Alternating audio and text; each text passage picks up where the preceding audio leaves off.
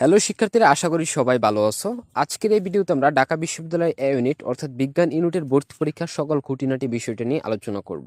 ভর্তি পরীক্ষার সকল তথ্য তোমরা আজকের এই ভিডিও থেকে জানতে পারবা। আর এই সকল বিষয় জানতে হলে তোমাকে অবশ্যই পুরো ভিডিওটা স্কিপ না করে দেখতে হবে। যারা চ্যানেলে নতুন আছো, ভর্তি সংক্রান্ত সকল আপডেট পেতে চ্যানেলটা সাবস্ক্রাইব করে ফেলো। ভর্তি পরীক্ষার ন্যূনতম যোগ্যতা বিজ্ঞান ইউনিট 2019 থেকে 2022 সালের মধ্যে তোমাকে এসএসসি বা সমমানের পরীক্ষায় উত্তীর্ণ হতে হবে এবং এইচএসসি তোমাকে 2024 সালে পাশ করতে হবে। ব্যবসায় শিক্ষা এবং মানবিক শিক্ষা শিক্ষার্থীদের ক্ষেত্রে 2019 থেকে 2022 সালের মধ্যে এসএসসি পাশ করতে হবে এবং 2024 সালে এইচএসসি পাশ করতে হবে। অর্থাৎ এখানে সেকেন্ড টাইমার শিক্ষার্থীদের কিন্তু ভর্তি পরীক্ষা দেওয়ার জন্য কোনো সুযোগ দেওয়া হচ্ছে না। এই শিক্ষাবর্ষে যদি কোনো পরিবর্তন হয়, যেহেতু এবছরে তোমার অনেক কিছু পরিবর্তন হয়ে গেছে, সেক্ষেত্রে ভর্তি পরীক্ষার ক্ষেত্রে কিন্তু পরিবর্তন হতে পারে। ঢাকা বিশ্ববিদ্যালয়ে সেকেন্ড টাইম দেওয়ার জন্য কিন্তু অনেক আগে থেকে শিক্ষার্থীরা চাচ্ছিল যেন সেকেন্ড টাইম সুযোগ দেওয়া হয়, কিন্তু বিশ্ববিদ্যালয় কর্তৃপক্ষ কিন্তু সেটা করেনি, শুধুমাত্র ফার্স্ট টাইমারদেরকেই সুযোগ দিয়েছে। তবে এই শিক্ষাবর্ষে যদি পরিবর্তন হয় অবশ্যই তোমাদেরকে আপডেট জানিয়ে দিব। জিপিএ ক্ষেত্রে যোগ্যতা বিজ্ঞান এসএসসি ও এইচএসসি উভয় পরীক্ষায় জিপিএ 3.50 করে মোট জিপিএ তোমার 8 পয়েন্ট থাকতে হবে। মানবিক ও ব্যবসায় শাখা শিক্ষার্থীদের ক্ষেত্রে এসএসসি ও এইচএসসি উভয় পরীক্ষায় জিপিএ 3 পয়েন্ট করে মোট জিপিএ 7.50 থাকতে হবে। তবে কোনো পরীক্ষায় জিপিএ 3 পয়েন্টের নিচে কিন্তু গ্রহণযোগ্য করা হবে না। ভর্তি পরীক্ষার্থীদের প্রশ্নপত্র নিয়ে চলো একটু আলোচনা করে নিই। ভর্তি পরীক্ষায় মোট সময় থাকবে তোমার 1 ঘন্টা 30 মিনিট, অর্থাৎ 1 ঘন্টা 30 মিনিটের ভর্তি পরীক্ষা অনুষ্ঠিত হবে। এমসিকিউ ও লিখিত প্রশ্নে ভর্তি পরীক্ষা অনুষ্ঠিত হবে। ভর্তি পরীক্ষায় মোট নম্বর হবে তোমার 100, তার মধ্যে 60 নম্বরের এমসিকিউ এবং 40 নম্বরের লিখিত ভর্তি পরীক্ষা অনুষ্ঠিত হবে। এছাড়াও লিখিত ভর্তি পরীক্ষার সময় থাকবে তোমার 45 মিনিট এবং এমসিকিউ ভর্তি পরীক্ষার সময় থাকবে তোমার 45 মিনিট। টোটাল তোমার 90 মিনিট সময় পাবে তুমি ভর্তি পরীক্ষা দেওয়ার জন্য।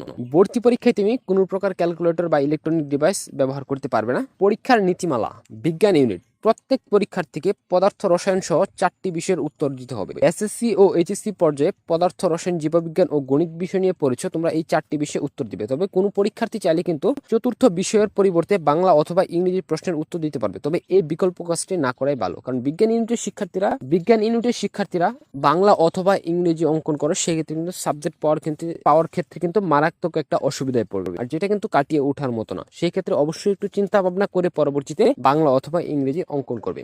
ভর্তি পরীক্ষার নীতিমালা মানবিক ও ব্যবসায় শিক্ষা শাখা প্রত্যেক পরীক্ষার্থীকে বাংলা, ইংরেজি ও আইসিটি প্রশ্নের উত্তর দিতে হবে। এই 3টা সাবজেক্টের উত্তর তোমাকে দিতে হবে। গণিত, পরিসংখ্যান, মনোবিজ্ঞান, অর্থনীতি, ভূগোল বিষয় থেকে যে কোনো একটি বিষয়ে উত্তর দিয়ে 4টি বিষয় তোমাকে পূর্ণ করতে হবে। ভর্তি পরীক্ষার মানবন্টন ও সময় প্রতি বিষয়ের জন্য ভর্তি পরীক্ষায় 25 নম্বর করে বরাদ্দ থাকবে। এমসিকিউ পরীক্ষার জন্য 15 নম্বর এবং লিখিত ভর্তি পরীক্ষার জন্য তোমার 10 নম্বর করে থাকবে। এমসিকিউ অংশের মোট নম্বর থাকবে তোমার 60 এবং সময় থাকবে তোমার 45 মিনিট। প্রতিটি বিষয়ে 15 নম্বর করে 4টি বিষয়ে মোট 60 নম্বরের ভর্তি পরীক্ষা অনুষ্ঠিত হবে এবং প্রতিটি প্রশ্নের মান থাকবে তোমার 1 করে। লিখিত অংশের মোট নম্বর তোমার 40 এবং সময় দেওয়া হবে তোমাকে 45 মিনিট। প্রতিটি বিষয় থেকে তোমার 10 নম্বর করে মোট 4টি বিষয় থেকে তোমার 40 নম্বরের ভর্তি পরীক্ষা অনুষ্ঠিত হবে। প্রতিটি প্রশ্নের মান থাকবে তোমার 2 থেকে 5 নম্বরের মধ্যে। নেগেটিভ মার্কিং রয়েছে। এমসিকিউ পরীক্ষার প্রতিটি ভুল উত্তরের জন্য তোমার 0.25 নম্বর করে কর্তন করা হবে। সো চলো এখন গুরুত্বপূর্ণ কিছু তথ্য জেনে নিই। ভর্তি পরীক্ষায় এমসিকিউ অংশের 5 নম্বর হচ্ছে তোমার 24। উল্লেখ্য যে এমসিকিউ পরীক্ষায় 24 নম্বর পেলেই কেবল লিখিত ভর্তি পরীক্ষার বর্ণনামূলক উত্তরপত্র মূল্যায়নের জন্য বিবেচিত হবে। এমসিকিউ পরীক্ষায় উত্তীর্ণ প্রার্থীদের মধ্য থেকে বিজ্ঞান ইউনিটে মোট আসনের কমপক্ষে 5 জন পরীক্ষার্থী লিখিত পরীক্ষার উত্তরপত্র মূল্যায়ন করা হবে এবং লিখিত অংশের 5 নম্বর তোমার 12। তবে 100 নম্বরের মধ্যে এমসিকিউ এবং লিখিত অংশের মোট 5 নম্বর 40। যারা 40-এর কম পারবে তাদেরকে কিন্তু ভর্তি পরীক্ষায় অকৃতকার্য বলে ঘোষিত করা হবে। ব্যাপারটা তোমাদেরকে একটু খুলে বলি।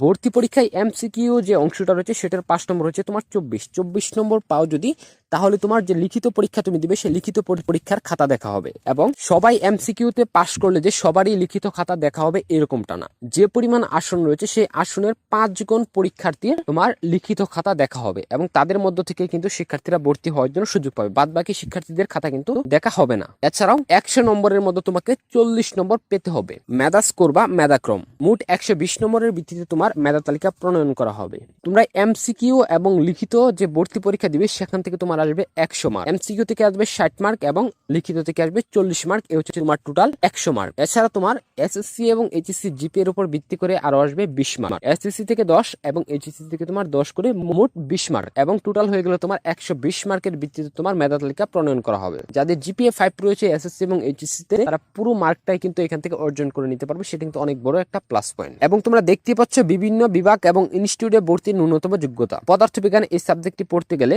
উচ্চ মাধ্যমিক মাধ্যমিকে তোমার পদার্থবিজ্ঞানে এ গ্রেড এবং গণিতে এ গ্রেড তোমাকে থাকতে হবে এবং ভর্তি পরীক্ষায় পদার্থবিজ্ঞানে 12 এবং গণিতে তোমাকে 12 পেতে হবে। গণিত সাবজেক্টটি পড়তে গেলে গণিতে তোমার এ গ্রেড থাকতে হবে বিজ্ঞান শাখার শিক্ষার্থীদের ক্ষেত্রে এবং গণিতে তোমার এ গ্রেড থাকতে হবে মানবিক এবং ব্যবসা শিক্ষা শাখার শিক্ষার্থীদের ক্ষেত্রে এবং ভর্তি পরীক্ষায় তোমাকে 10 নম্বর করে পেতে হবে। সো পুরো এই তথ্যগুলো আমি আমার টেলিগ্রাম চ্যানেলে আপলোড করে দেবো, সেখান থেকে তোমরা খুব সহজেই ডাউনলোড করে কিন্তু এই বিষয়গুলো চেক করে নিতে পারবে। এবং ঢাকা বিশ্ববিদ্যালয়ে তোমার ইউনিটে মোট আসন সংখ্যাটা তোমরা দেখতে পাচ্ছ এবং কোন সাবজেক্টে কত আসন রয়েছে সেই বিষয়টা তোমরা টেলিগ্রাম চ্যানেল থেকে তোমরা এই বিষয়টা ডাউনলোড করে পরবর্তীতে দেখে নিও, কারণ এই বিষয়টা তোমাদেরকে জানাতে গেলে ভিডিওটা অনেক বড় হয়ে যাবে। সেক্ষেত্রে ঢাকা বিশ্ববিদ্যালয়ে তোমার মোট আসন রয়েছে তোমার 1851টি এবং প্রায় 70 থেকে 75টির মতো তোমার বিভাগ পরিবর্তনের জন্য আসন রয়েছে এবং ওই আসনগুলোতে তোমার অন্যান্য বিভাগের শিক্ষার্থীরা ভর্তি পরীক্ষা দিয়ে ভর্তি হওয়ার জন্য সুযোগ পাবে। সো এই ছিল তোমার মোটামুটি ঢাকা বিশ্ববিদ্যালয় এ ইউনিটের বিস্তারিত খুঁটিনাটি। আশা করি পুরো বিষয়টা তোমরা বুঝতে পেরেছো। যদি এই বিষয়টা নিয়ে তোমাদের কোনো প্রশ্ন থাকে সেক্ষেত্রে কমেন্ট করতে পারো। ভিডিওটা ভালো লাগলে ভিডিওতে অবশ্যই একটা লাইক করে, চ্যানেলে নতুন হয়ে থাকলে অবশ্যই চ্যানেলটি সাবস্ক্রাইব করে দিও। শিক্ষার্থী বন্ধুরা, আজকের মতো এ পর্যন্তই।